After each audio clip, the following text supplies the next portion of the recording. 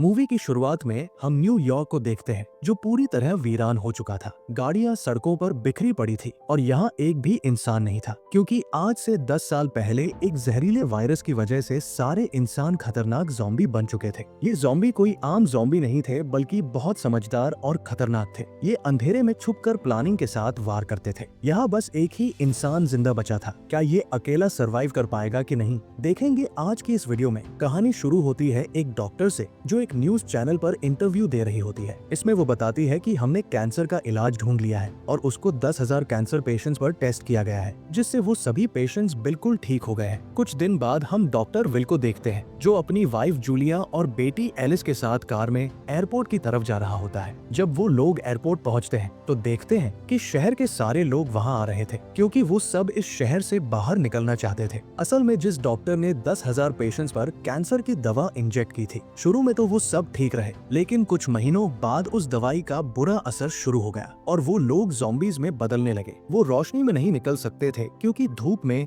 वो जलकर मर जाते। वो हमेशा अंधेरे में रहते थे, इसलिए उन्हें डार्क सीकर्स या वैम्पायर्स कहा जाने लगा, जो रात के अंधेरे में बाहर निकलते और इंसानों का शिकार करके उन्हें खा जाते थे। इस वजह से शहर के सारे लोग अपनी जान बचाने के लिए एयरपोर्ट की तरफ भाग रहे थे ताकि शहर छोड़ सके, लेकिन एयरपोर्ट पर सिक्योरिटी और मिलिट्री वाले चेकिंग कर रहे थे और सिर्फ उन लोगों को ही बाहर जाने की इजाजत दे रहे थे जो इन्फेक्टेड नहीं थे। जब विल और उसकी फैमिली की बारी आती है तो मिलिट्री वाले कंफर्म करते हैं कि वो इन्फेक्टेड नहीं है, इसलिए उन्हें आगे जाने दिया जाता है। लेकिन आगे बढ़ने पर कैप्टन डॉक्टर विल को रोक लेते हैं और कहता है, आप यहाँ से नहीं जा सकते क्योंकि आपको इस बीमारी का इलाज ढूंढना है। इसलिए जूलिया और एलिस को अलग हेलीकॉप्टर में बिठा दिया जाता है। लेकिन जैसे ही उनका हेलीकॉप्टर वहाँ से जाने लगता है, तभी पास के एक हेलीकॉप्टर पर वैम्पायर्स हमला कर देते हैं। वो हेलीकॉप्टर कंट्रोल खो बैठता है और जूलिया और एलिस वाले हेलीकॉप्टर से टकराकर क्रैश हो जाता है, जिससे वो दोनों भी मारी जाती है। विल अपनी फैमिली को आंखों के सामने मरता देखकर पूरी तरह टूट जाता है। अब 3 साल बाद का सीन दिखाया जाता है। इस वायरस ने पूरी दुनिया को तबाह कर दिया था। सारे इंसान वैम्पायर्स बन चुके थे। सिर्फ 1% इंसान ही बचे थे जो छुप छुप कर जिंदगी गुजार रहे थे। अब हम डॉक्टर विल को देखते हैं जो अब तक अकेला जिंदा बचा हुआ था। वो अपने कुत्ते टॉमी के साथ कार में बैठकर एक हिरण का पीछा कर रहा होता है। काफी देर तक दौड़ने के बाद वो हिरण एक जगह रुककर घास खाने लगता है।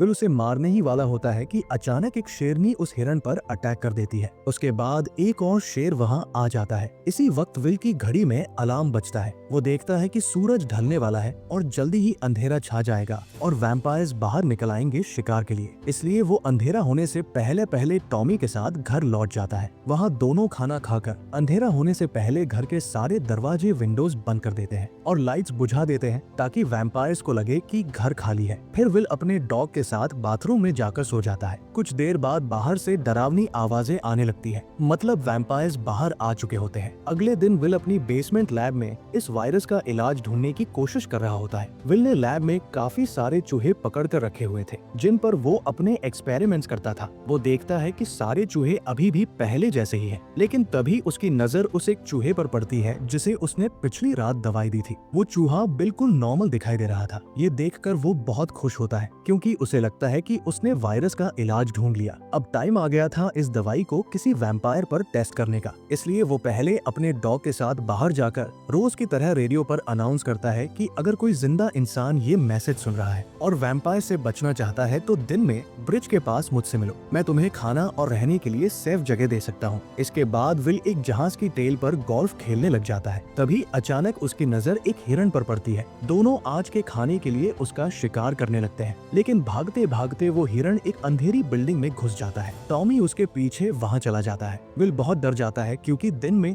ऐसी अंधेरी बिल्डिंग्स में वैम्पायर्स छुपे होते हैं, लेकिन वो अपने डॉग को बचाने के लिए उसके पीछे बिल्डिंग में चला जाता है और अपने डॉग को ढूंढने लगता है। ढूंढते ढूंढते वो थोड़ा आगे जाता है तो वो उस हिरण को मरा हुआ देखता है और बहुत डर जाता है। थोड़ा आगे टॉमी एक टेबल के नीचे बैठा होता है जो बहुत डरा हुआ था। जब विल पीछे मुड़कर देखता है तो एक वैम्पायर उसके पीछे बैठा था। जैसे ही वो वैम्पायर विल पर अटैक करता है, तभी विल उसे गोलियों से भून देता है और टॉमी के साथ जल्दी से वहाँ से भागने लगता है। लेकिन गोलियों की आवाज से बाकी के वैम्पायर्स भी जाग जाते हैं और इनका पीछा शुरू कर देते हैं। वैम्पायर्स विल को पकड़ ही लेते हैं, लेकिन उसी टाइम विल और टॉमी एक खिड़की तोड़कर बाहर कूद जाते हैं। बाहर आते ही वैम्पायर्स की बॉडी सूरज की रोशनी से जल जाती है और वो मर जाते हैं। अब विल को पता था कि इस बिल्डिंग में वैम्पायर्स है। उसे एक वैम्पायर की जरूरत थी जिस पर वो अपनी दवाई टेस्ट कर सके। फिर विल वहाँ पर एक ट्रैप लगाता है और अपने डॉग टॉमी को गाड़ी में छोड़कर उससे कहता है कि तुम्हें यहाँ रहना पड़ेगा, तुम्हें इन्फेक्शन का खतरा है, लेकिन मुझे नहीं, क्योंकि विल इन्फेक्शन से बचने के लिए डेली एंटीडोट लेता था।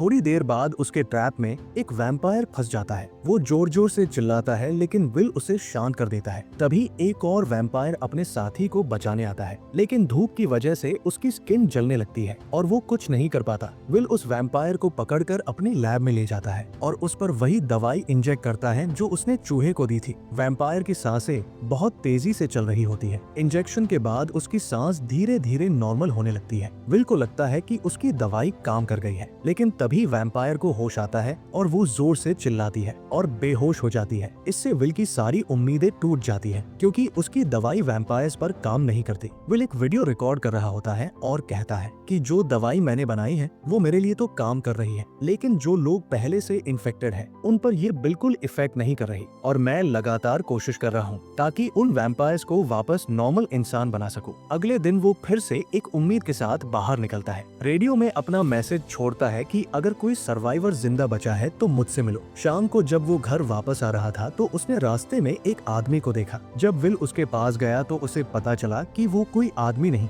बल्कि एक पुतला था। वो ये देखकर बहुत डर जाता है क्योंकि उसने पहले कभी उस पुतले को यहाँ नहीं देखा। ये सोचकर विल बहुत हैरान होता है और गाड़ी से गन उठाकर उसे शूट करता है। इसके बाद वो पुतले के पास जाकर देखता है कि कहीं कोई खतरा तो नहीं। जैसे ही वो पानी में कदम रखता है उसके पैर एक जाल में फंस जाते हैं। वो हवा में उल्टा लटक जाता है। ये ट्रैप वैम्पायर्स ने लगाया था क्योंकि वैम्पायर्स में सोचने और समझने की काबिलियत होती है। अब विल लटका हुआ होता है और बेहोश हो जाता है। ये ट्रैप बिल्कुल वैसा ही था जैसे विल ने एक दिन पहले वैम्पायर्स को पकड़ने के लिए बनाया था। कुछ देर बाद उसकी घड़ी का अलार्म बजता है जिसका मतलब था कि शाम होने वाली है और उसका डॉग लगातार भौंक रहा होता है ताकि वो खुद को छुड़ाकर घर पहुंच सके, क्योंकि रात होने पर वैम्पायर्स बाहर आ जाएंगे और दोनों को मार देंगे। जब विल को होश आता है तो वो देखता है कि रात होने वाली है, तो वो अपनी जेब से चाकू निकालकर रस्सी काट देता है, लेकिन जैसे ही वो नीचे गिरता है उसका चाकू उसकी टांग में घुस जाता है। विल अपने डॉग के साथ कार की तरफ जाता है, लेकिन तभी वहाँ पर एक वैम्पायर आ जाता है। उसके साथ डॉग्स भी थे जो इन्फेक्टेड थे। वैम्पायर के डॉग्स विल पर हमला कर देते हैं। टॉमी उन दोनों का मुकाबला करता है, लेकिन वो टॉमी को बुरी तरह घायल कर देते हैं। विल उन्हें गोली मारकर मार देता है और अपने डॉग को किसी तरह घर ले आता है। विल टॉमी को तरह तरह की दवाई देता है ताकि उसका डॉग ठीक हो जाए, लेकिन कोई भी दवाई टॉमी पर असर नहीं करती। वो बहुत रो रहा होता है और अपने डॉग को अपने हाथों से मार देता है क्योंकि टॉमी अब इन्फेक्टेड हो चुका था। विल टूट जाता है क्योंकि वो अपने डॉग को अपना बेटा मानता था और उसके अलावा उसका दुनिया में कोई नहीं था। टॉमी के मरने के बाद विल अकेला रह जाता है। अब वो गुस्से में वैम्पायर से टॉमी की मौत का बदला लेना चाहता था, इसलिए वो दिन में बाहर नहीं निकलता बल्कि रात में जाता है ताकि वो वैम्पायर्स को मार सके। रात में वो अपनी कार तेजी से चलाता है, रास्ते में आने वाले वैम्पायर्स को कुचल देता है। इसी दौरान उसका एक्सीडेंट हो जाता है। वैम्पायर्स उसकी कार उल्टा देते हैं। अब विल जख्मी हो जाता है और वही वैम्पायर जिसने विल के डॉग को मारा था फिर से सामने आ जाता है। ये वैम्पायर सभी वैम्पायर्स का लीडर था। वो कार में घुसकर विल को मारने ही वाला होता है कि अचानक एक तेज रोशनी से वो डरकर भाग जाता है। इसके बाद कोई विल को बचाकर अपनी कार में ले जाता है। वो एक लड़की थी जो विल से उसके घर का एड्रेस पूछती है। वो बहुत मुश्किल से उस लड़की को अपने घर का एड्रेस बताता है और कहता है कि रात के टाइम मेरे घर जाना सेफ नहीं होगा वरना वैम्पायर्स को मेरे घर का पता चल जाएगा। इतना कहकर वो बेहोश हो जाता है। अगले दिन जब उसे होश आता है तो वो देखता है कि टीवी चल रहा है और वहाँ एक औरत अपने बेटे के साथ मौजूद है। वो दोनों को देखकर काफी हैरान होता है। इस औरत का नाम एनी होता है। वो बताती है कि हमने तुम्हारा रेडियो पर मैसेज सुना था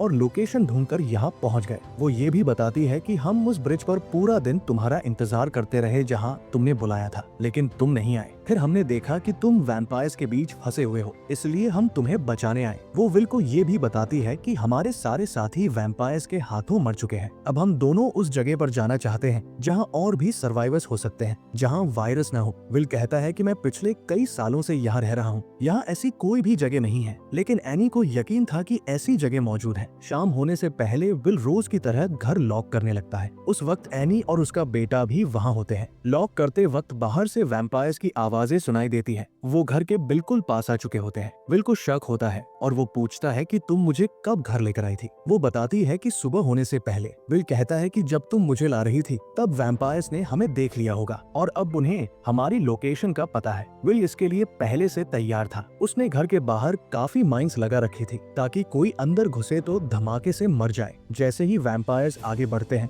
धमाके से कई वैम्पायर्स मारे जाते हैं, लेकिन उनकी तादाद बहुत ज्यादा थी और वो विल के घर में घुस जाते हैं। विल उन पर गन से फायरिंग शुरू कर देता है और काफी वैम्पायर्स को मार देता है। इसके बाद वो उसी वैम्पायर के पास जाते हैं जिसको विल ने लैब में रखा हुआ था और वो काफी हद तक ठीक हो चुका था। उसका इन्फेक्शन खत्म होने लगा था। तभी वैम्पायर्स उसका पीछा करते करते लैब तक आ जाते हैं। लैब में बुलेट प्रूफ ग्लास लगा होता है। विल जल्दी से उस दरवाजे को बंद कर देता है। सारे वैम्पायर्स दरवाजा तोड़ने की कोशिश करते हैं लेकिन नाकाम रहते हैं। तो विल उन सबको समझाने की कोशिश करता है कि मेरे पास इन्फेक्शन का इलाज है, मैं तुम सबको ठीक कर सकता हूँ। लेकिन वैम्पायर्स उसकी बात नहीं सुनते। इसी दौरान वैम्पायर्स का लीडर सामने आता है और गुस्से में अपना सर जोर जोर से दरवाजे पर मारता है, जिससे दरवाजे में क्रैक्स पड़ने लगते हैं और वो टूटने वाला होता है। दरवाजा टूटने से पहले विल वैम्पायर से ब्लड सैंपल निकाल लेता है जिस पर वो एक्सपेरिमेंट कर रहा था। उस ब्लड सैंपल में इन्फेक्शन का इलाज था। वो एनी को सेफ चैम्बर में बैठने को कहता है और ब्लड सैंपल उसे देकर बोलता है, जब तुम बस्ती में पहुंच जाओ ये सैंपल उन्हें दे देना क्योंकि यही इन्फेक्शन का इलाज है। एनी कहती है कि तुम भी मेरे साथ चलो, लेकिन वो मना कर देता है और कहता है ये वैम्पायर्स रुकने वाले नहीं, मुझे इन्हें रोकना होगा। इसके बाद वो एक दराज खोलता है जिसमें उसकी वाइफ और बेटी की तस्वीर होती है। इनको देखकर विल बहुत ज्यादा इमोशनल हो जाता है। इसके बाद वो वहाँ से एक बॉम्ब उठाता है और दौड़कर वैम्पायर्स के बीच चला जाता है। फिर एक धमाका होता है जिसमें विल और सारे वैम्पायर्स मर जाते हैं। इसके बाद दिखाया जाता है कि एनी आखिरकार उस कॉलोनी में पहुंच जाती है जहां वो जाना चाहती थी। वहां सर्वाइवर्स मौजूद थे। एनी वहां गार्ड्स को वो ब्लड सैंपल दे देती है जो विल ने उसे दिया था, जिसमें बीमारी का इलाज मौजूद था। इस मूवी की एक सेकंड एंडिंग भी है जिसमें हम देखते हैं जब विल इन वैम्पायर्स को समझा रहा होता है कि मैं तुम सबको ठीक कर सकता हूँ, लेकिन वो विल की कोई बात सुनने को तैयार नहीं थे। वैम्पायर्स का लीडर जो दरवाजा तोड़ने ही वाला था अचानक रुक जाता है। उसके इशारे पर बाकी वैम्पायर्स भी खामोश हो जाते हैं। इसके बाद लीडर दरवाजे पर उंगली से एक बटरफ्लाई बना देता है। ये देखकर विल को याद आता है कि बटरफ्लाई टैटू तो उस फीमेल वैम्पायर की बॉडी पर भी बना था जिसका वो इलाज कर रहा था।